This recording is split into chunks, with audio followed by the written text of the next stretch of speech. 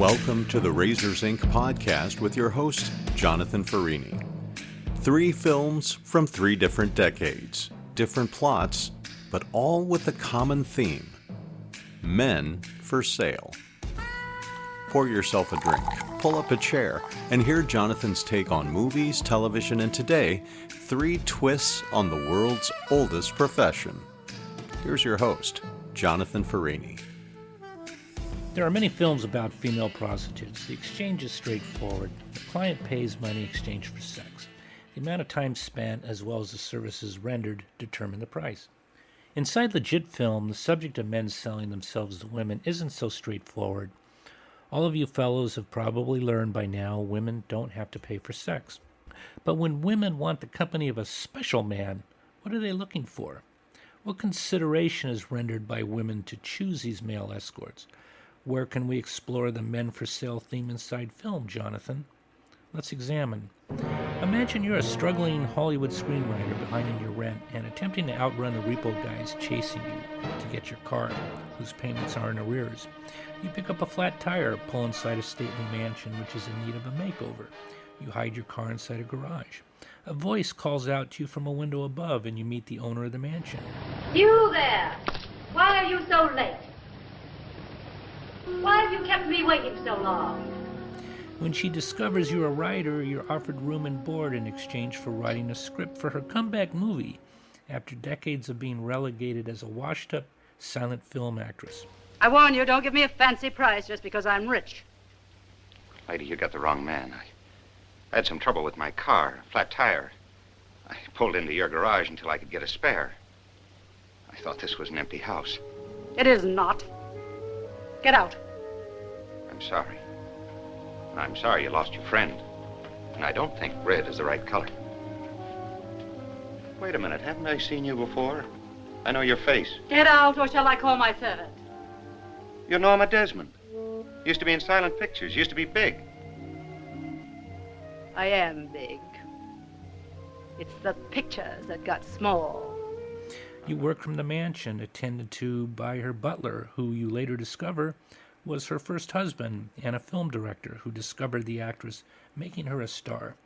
You're provided a new wardrobe from the best stores in town, and caviar and champagne always are on the ready. In exchange for this upgraded standard of living at no charge, your duties also include companionship. 2 or 3 times a week, Max would haul up that enormous oil painting that had been presented to her by some Nevada Chamber of Commerce. And we'd see a movie, right in her living room.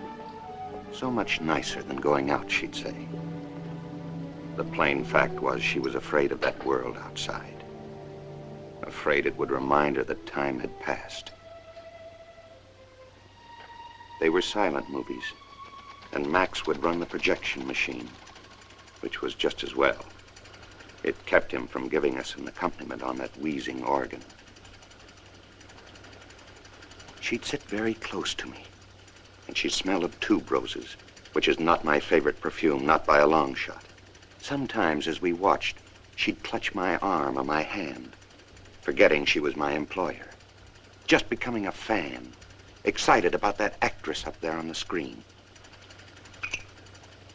I guess I don't have to tell you who the star was. They were always her pictures. That's all she wanted to see. But you find yourself feeling like a prisoner in the mansion.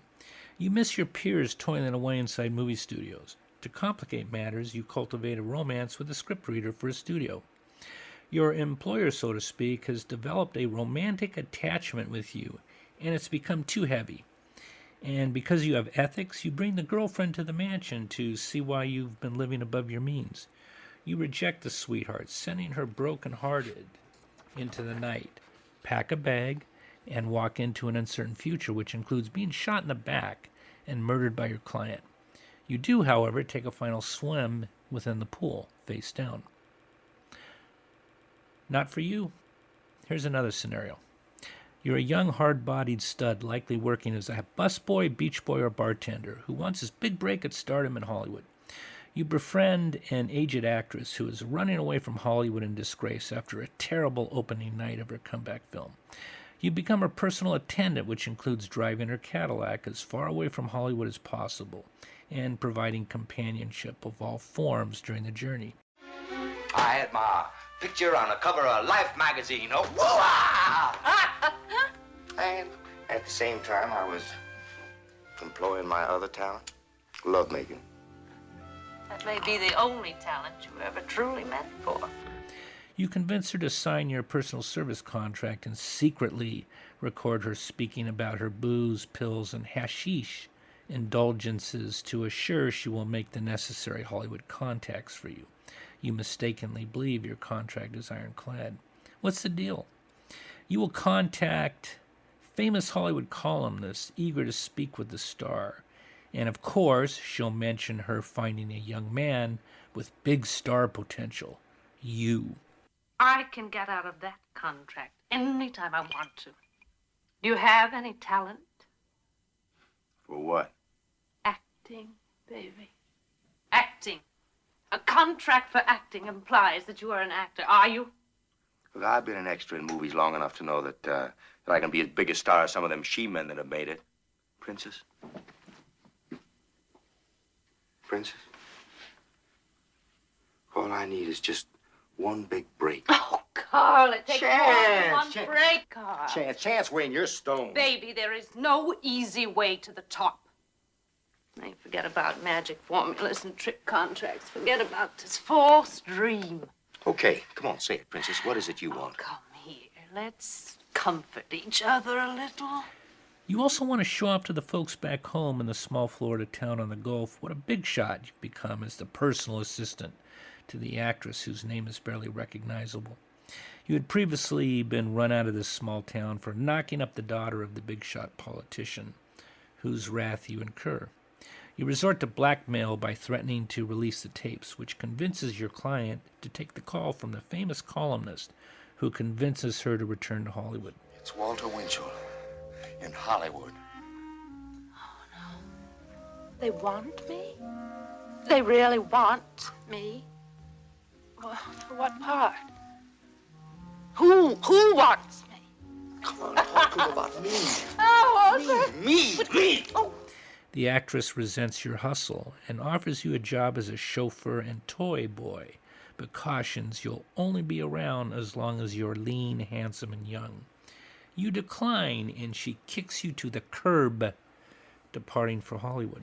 I know you're gonna do this for me, Princess, because I have been knocking on those doors of success till my insides are bloody.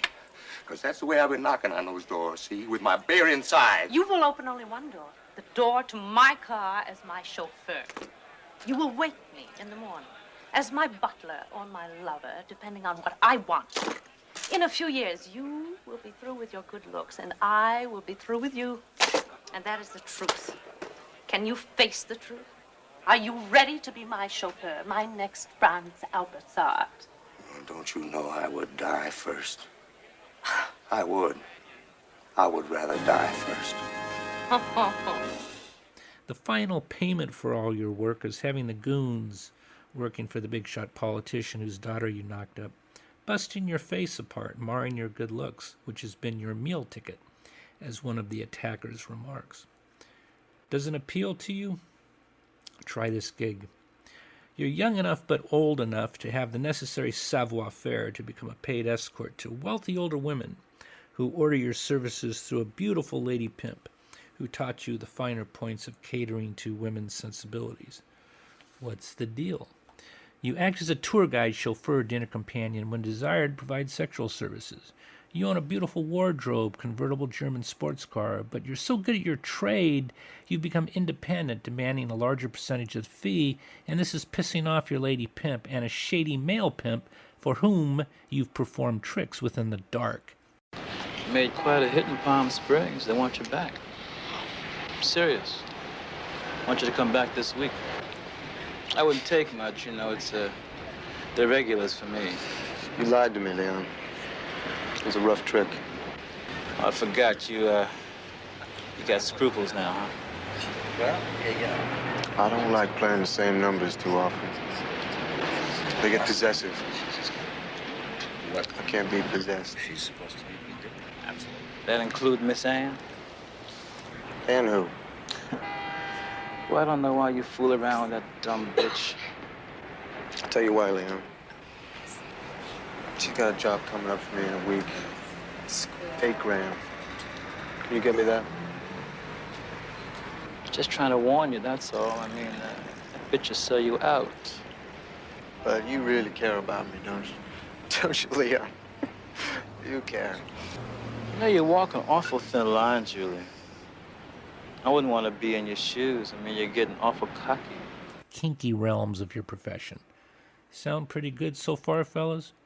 It gets better. You've made the acquaintance of the wife of a powerful politician who is both beautiful and loving.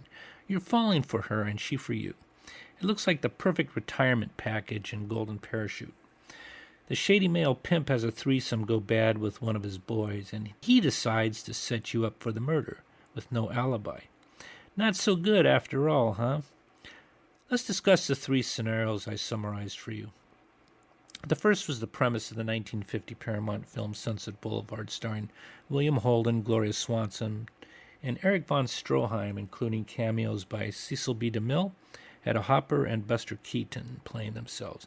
11 Oscar nominations, winning 3 for Best Story and Screenplay, Best Art Direction, and Best Score. It's within the National Film Registry and included within the American Film Institute's 100 Best American Films of the 20th Century. Note the terrific opening credits with a curbstone marked Sunset Boulevard in the very first frame. See my podcast. Opening titles and closing credits are the prologues and epilogues of visual media. I got goosebumps with this opening credit. I deliberately referenced Curb earlier in homage. Catch it? Gloria Swanson plays Norma Desmond, who is 50. Gloria was 51 at the time. I watched this film recently and find her gorgeous. 50 is the new 40, and women today at 50 combine beauty with wisdom. Today, in Hollywood, as was the case for Norma, scripts seem to become scarce as actresses age. It's a sad fact. See my podcast, Ageism and Actresses. Holden plays screenwriter Joe Gillis. Joe can't pay the bills writing scripts, so he becomes a live-in writer muse to Norma Desmond. Here. I was going to give it to you at midnight. Norma, I can't take it. You bought me enough. Shut up. I'm rich. I'm richer than all this new Hollywood trash.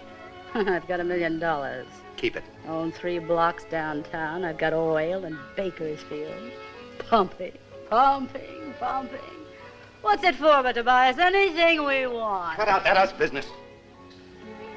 What's the matter with you? What right do you have to take me for granted? What right? You want me to tell you? Has it ever occurred to you that I may have a life of my own, that there may be some girl that I'm crazy about? Who? Some car hop or dress extra? What I'm trying to say is that I'm all wrong for you. You want a Valentino, somebody with polo ponies, a big shot. What you're trying to say is you don't want me to love you. Say it. Say it. Holden would have been 32 in 1950, so Joe Gillis is running out of time to make it as a writer, and he's scared. Time isn't kind, at least professionally, to men. Ask any guy 50 or over seeking work. Joe falls in love. Joe has ethics and quits both Norma and Nancy, the scriptwriter. I think it's a metaphor he's given up on his writing career, and death, I contend, is better than selling cars, real estate, or tending bar for a washed-up Hollywood writer. Look for a young Jack Webb playing a minor role as one of Joe's Hollywood writer chums, Artie. He became one of the most prolific producers in television history, making the cover of Time magazine. See my podcast about Jack Webb. What is this, mink? Judas H. Priest. Who did you borrow that from? Adolph Monju? Close, but no cigar. Say, you're not really in the smuggling business these days, are you? Where's the bar? Artie loses the girl to Joe. The second gig I described was the premise of Sweet Bird of Youth, released by MGM in 1962, directed and written by Richard Brooks, and starring Paul Newman and Geraldine Page, who would have been only 38 years old and aptly playing an older woman. Paul was 37, playing a younger man, say 20-something. I can't help think of the beautiful Anne Bancroft, who was 36, playing Mrs. Robinson. Dustin Hoffman was 30 years old. We're told Benjamin is 21. Do you see a trend here? Actresses playing older and actors playing younger? Look for beautiful opening credits coming at you like a breeze off the Gulf and a ride down an oceanfront highway inside a Cadillac convertible. Life is sweet like the ocean breeze, and we have no idea what carnage is about to play out, just like the opening credits of Sunset Boulevard. Paul plays a character named Chance. The name is too obvious because his name is the end game he seeks, a chance. The screenplay was adapted from the play by Tennessee Williams by director and screenwriter Richard Brooks. Sweet Bird of Youth was actually 2 plays released in 1956. The screenplay adaptation of Sweet Bird of Youth doesn't measure up to Tennessee's other adapted works. The characters inside the screenplay are shallow and lack the depth of Tennessee's characters inside Streetcar Named Desire, Suddenly Last Summer, and Night of the Iguana, to name a few of Tennessee's plays. The film was released only 12 years after Sunset Boulevard, and eerily similar in plot. Nothing happens in film by accident, is a maxim of this podcast. Chance becomes a chauffeur, drug dealer, and doormat for his actress employer, Alexandra Del Lago, if she will give him his big break in Hollywood to become a star. Chance enables Alexandra to escape Hollywood by returning to his hometown, which is on the Florida Gulf. They check into a hotel inside this town because Chance wants to get back the girlfriend from his youth named Heavenly. Yes, I said Heavenly, who resides in this small Gulf town. Tennessee is a master of titles: Streetcar Named Desire, The Glass Menagerie, Suddenly Last Summer, Night of the Iguana, and Sweet Bird of Youth.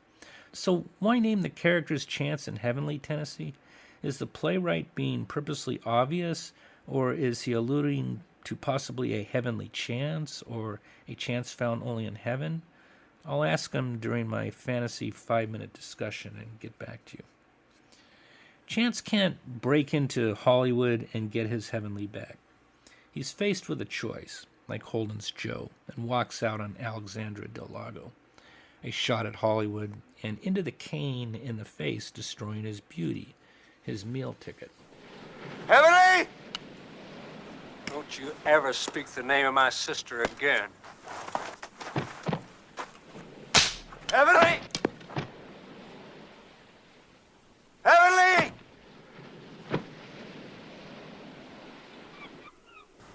Don't you know? Kill him. No. It's gonna take away Lover Boy's meal ticket. Put him down there.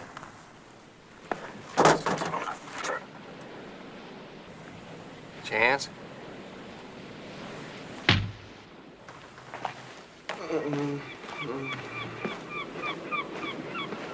Bring him over here. Look at yourself. No woman will ever again pay to love that. With respect to Joe and Chance, we might ask, which is worse, death or disfigurement? For Chance, Heavenly bests Hollywood, and the film ends with the presumption the two will be reunited. I know some who may choose Hollywood over heaven.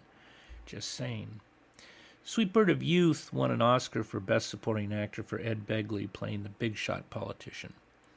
The third scenario is the 1980 American Gigolo starring Richard Gere and Lauren Hutton, released by Paramount. Gere was 31 and Hutton was 37, but is playing older, like Geraldine and Gloria. I contend Hutton was made up to look older than 37. The opening credits are very stylish, including Blondie singing Call Me. We know who and what he does by the time the opening credits are finished. Julian looks to be 30 tops, but time isn't on his side, and Stokes is ambitious independence, saying, I have to keep on moving. It's a metaphor screaming, youth is fleeting for a guy in your profession, Julian. Time was fleeting for Joe and Chance as well. Julian prefers servicing wealthy older women clients, but doesn't do kink. See my podcast about American Gigolo. Having a pimp who procures within the gay world suggests that Julian is lying or has internal conflicts. Lauren Hutton plays Michelle, who wins Julian's heart, like Heavenly won Chance's. She gains entry into his very private bachelor pad. This is a very strong and, to me, a metaphor piercing Julian's professional veneer and heart. I'm Michelle. Bonsoir. How did you find me? It wasn't hard. Were you surprised? What do you want? I would have thought that you'd live in a place with thick red carpet, big circular bed, mirrors on the ceiling. Bordello. This is my apartment. Women don't come here. It's love which wins the day because Michelle throws away marriage to a successful politician to become Julian's alibi in a murder rap. The film ends with the belief the two will become united. American Gigolo is flawed, so not much more to discuss here. Listen to my podcast where I dissect it. It could have been a great movie if it was honest about Julian. Here's my takeaways about Men for Sale in film. Norma, Alexandra, and Michelle demanded more than sex. They're seeking companionship, validation they are beautiful and worthy of a handsome man, an escort, dinner date, but sex isn't primary. Joe Chance and Julian are running from time right on their heels. Good looks and talent won't last forever. They're all eager to make it to the top before it's too late. See my podcast, Time and Motion Pictures. A hustle as a male escort doesn't mix with having a loving girlfriend. You can't have both.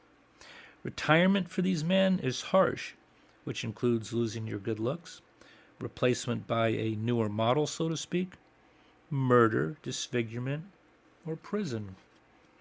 How do the job descriptions sound, fellas? Which would you choose? Out of the 3 Men for Sale films we discussed, I'd pick Julian's. I suspect I have many in agreement. Until I see you next time, please leave behind a soft footprint, and class is dismissed. Well, given how things turned out for Holden and Newman, yeah, not too much of a choice there, Jonathan. You've been listening to the Razors Inc. podcast with Jonathan Farini. Be sure to check out Jonathan's collection of fiction at the Jonathan B. Farini Story Collection at jonathanfarini.com. There you'll find everything from drama to romance, something for every reader, including his short story, The Note Inside the Nook, published in this month's edition of Mobius Magazine. That's jonathanfarini.com, Farini with 2 R's, 1 N. Or drop an email to razorsincpodcast@gmail.com.